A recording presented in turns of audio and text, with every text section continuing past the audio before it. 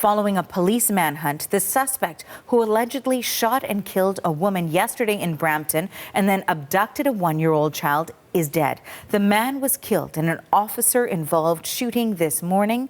Police and Special Investigations Unit held a press conference last hour to update us on that situation. The CBC's Hilary Johnstone is on this story. She was listening into that update. We learned some new details there.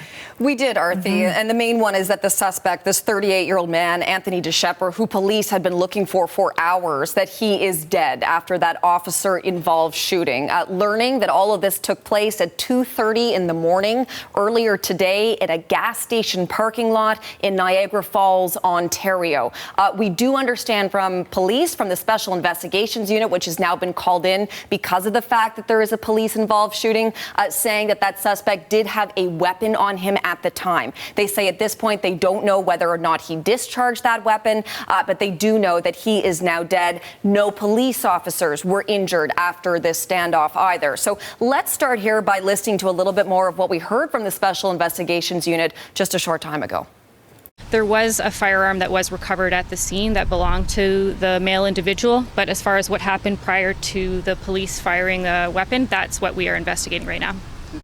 I don't have information about a discharge of firearm from the male. That's what we are investigating, but I can tell you there was a firearm recovered at the scene.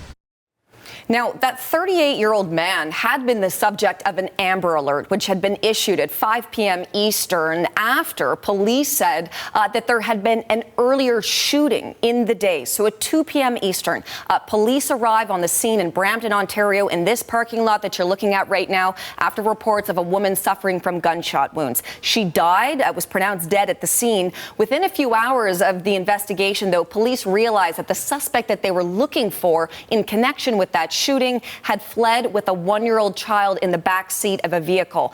The Amber Alert is sent out a few hours later. Police say that they found the child, that she was safe, that she had been dropped off with family members, but they were still looking for 38-year-old Anthony DeShepper. There was then a shelter-in-place order issued for the Niagara region, in particular for the Crystal Beach, Fort Erie region, telling people to lock their doors and windows.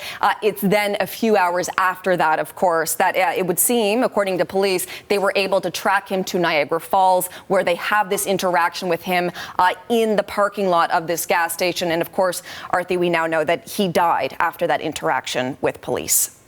And you know, Hilary, we were listening into that police press conference and from the spokesperson of the SIU. Typically, we don't get all that many details from law enforcement or from SIU officials, but there was a number of new details. In particular, they were talking about a woman who was in the vehicle with the suspect, who is now dead, and they talked about pending charges. That's right. And you're right. We don't usually get a lot of details, in particular from the Special Investigations Unit, because of the fact that it's an active investigation. But we learned a number of new things, including the possible or alleged involvement of this other woman who we had not been told about by police beforehand. They say that when they were able to track the suspect to that gas station parking lot in Niagara Falls, that there was another woman in the vehicle with him.